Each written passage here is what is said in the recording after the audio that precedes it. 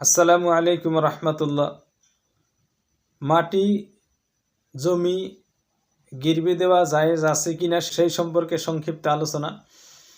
মাটি গিরবি রাখা জায়েজ আছে, কিন্তু যে ব্যক্তি গিরবি নিবে, যার কাছে গিরবি রাখা হবে, সেই ব্যক্তি সেই মাটিতে কোনো ধরনের আবাদ ফসল এগুলো করতে পারবে না, সেই মাটির থেকে কোনো ধরনের ফায়দা উঠাতে পারবে না। তার মানে মাটির থেকে কোনো ধরনের লাভ করতে পারবে না, সেই মাটিতে দোকান করতে পারবে না, সেই মাটিতে আবাদ মৌসুম করতে পারবে না, সেই মাটি থেকে মোট কথা সেই মাটি থেকে কোনো ধরনের উপকার হতে পারবে না, বা সেই মাটির থেকে কোনো ধরনের ফায়দা উঠাতে পারবে না। আর এখন যদি আমরা মনে করি যে তাহলে আমি ওই ব্যক্তিকে যে 1,00,000 টাকা দিলাম, তার পরিবর্তে আমাকে জমি দিল, সেখানে আমি আবাদ যদি না করতে পারি, আমি তাকে টাকা দিব কেন? সেই প্রশ্নের উত্তরে বলা হবে যে টাকা দেওয়ার পরিবর্তে যে জমিটা নেওয়া হলো, ওই জমিটা ওই মাটিটা এমনিভাবে নিতে হবে যে সেই মাটিটা যাতে কিছু শর্তের মাধ্যমে নিলে সেখান থেকে ফসল করা যাবে, সেখানে যে কোনো ধরনের ফায়দা উঠানো যাবে, সেখান থেকে সেখানে দোকান করা যাবে, সেখানে আবাদ করা যাবে, সেই বিষয়ে সেখান থেকে ফায়দা উঠানো যাবে। কিন্তু শর্ত হইল যে সেই মাটিটা নেওয়ার সময় যে টাকাটা দেওয়া হবে, বর্তমান প্রচলিত আমাদের এখানে চলতেছে 1,00,000 টাকা বিঘা। আর এই 1,00,000 টাকা বিঘা আমরা দেওয়ার পরে দলিল যেটা করব, সেই দলিলে যেটা লেখা থাকবে, সেই লেখাটা এমনিভাবে লিখতে হবে যে আমি এই জমিটা ইজারা স্বরূপ নিতেছি, অথবা ভাড়া স্বরূপ নিতেছি, অথবা লিজে নিতেছি। এইগুলো যখন করা হবে তখন কিন্তু এটা জায়েজ পন্থা হবে।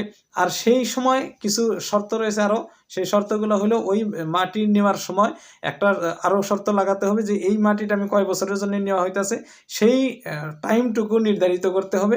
আর একটা ভাড়া নির্ধারিত করতে হবে, যার জমি আর যার টাকা, এই দুজন মিলে একটা ভাড়া নির্ধারিত করতে হবে। চাহে মাসে 1 টাকা হোক, 2 টাকা হোক, 10 টাকা হোক, 20 টাকা হোক, যতটুকু হয় দুই পক্ষ মিলে একটা ভাড়া নির্ধারিত করতে হবে। আর সেই ভাড়াটা নির্ধারিত করার পর চাহে সে মাসিক হিসাবে দেখ অথবা বার্ষিক হিসাবে দেখ, সেটা কিন্তু দিতে হবে। আর যেটা রইল যে 1 বছর থাকার পর যেটা 500 টাকার একটা কর্তন করা হয়, সেই কর্তনটা কিন্তু ভাড়ায় গণ্য করা হয় না, সেই কর্তনটা এমনি কর্তন বিলা গণ্য করা হয়, সেটা ভাড়ায় গণ্য হবে না। কিন্তু আমরা কি করব যে এই জমিটা নেওয়ার সময় যে ভাড়াটা নির্ধারিত করব, সেই ভাড়াটা কিন্তু দিতে হবে। চাহে 1 টাকা ভাড়া করা হয়, 1 টাকা যদি ভাড়া করি 12 মাসে 12 টাকা হবে, আমরা 12 টাকায় দিয়ে দিব। আমরা যদি যে মাটিটা রাখলো সেই ব্যক্তি যদি 1 টাকায় রাজি হয় 1 টাকায় রাজি, 10 টাকায় রাজি হলে 10 টাকায় রাজি।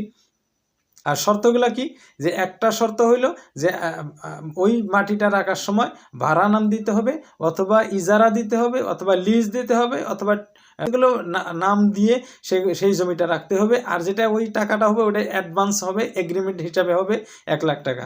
আর ভাড়া নির্ধারিত করা হবে। আরও শর্ত কিছু রয়েছে, সেটা হলো যে যদি ক্ষেতের উপযোগী জমিন হয়, সেখানে কি আবাদ করবে, ধান ক্ষেত করবে, টাল করবে, কুশালের আবাদ করবে, পাট বুনবে, না কি আবাদ করবে, সেগুলো কিন্তু উল্লেখ থাকতে হবে। কেউ যদি মনে করতেছে যে আমি ধানের আবাদ করবো, কিন্তু নিয়ে ইট ভাটা খুললো, যার মাটি সেই ইট ভাটা খুলতে দিব না, সেজন্য বছরও নির্ধারিত থাকতে হবে কত বছরের জন্য নিতেছে, 1 বছরের জন্য না 2 বছরের জন্য না 5 বছরের জন্য, এই বছরটাও নির্ধারিত থাকতে হবে।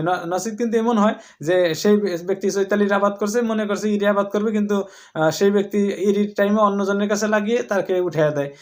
এই যে একটা সমস্যা আসে, এই সমস্যাটা তখন আসবে না যদি বছর নির্ধারিত থাকে।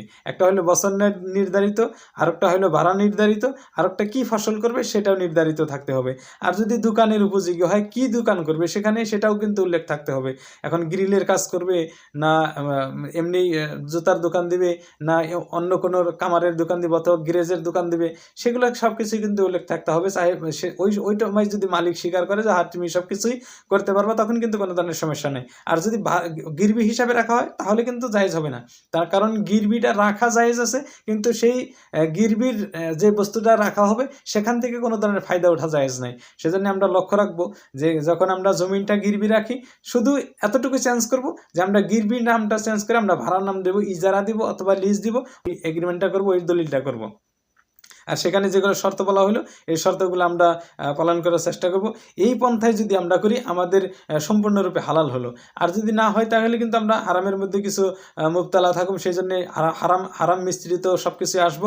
সেজন্য আমাদের সব কিছু যেন হালাল পন্থায় যায় সেগুলো আমরা করার চেষ্টা করবো ইনশাল্লাহ। আমরা সবাই এদিকে লক্ষ্য রাখব। আর এই ভিডিওটা সবাই সব থেকে বেশি শেয়ার করুন যে মাটি কীভাবে গিরবি রাখা হয় এই সম্পর্কে, যাতে আমরা সবাই অবগত হই। আর সবাই যাতে একসাথে, এখন মাটি গিরবি রাখার সময় আসতেছে, এই সময়ে যাতে আমরা সবার কাছে এই ভিডিওটা পৌঁছে দিই যে মাটি গিরবি রাখার যেটা প্রসেস, এই প্রসেসটা সুন্দরভাবে যাতে আমরা বুঝি। আর যদি আমরা কেউ বুঝতে সমস্যা আছে তাহলে একটু যোগাযোগ করুন।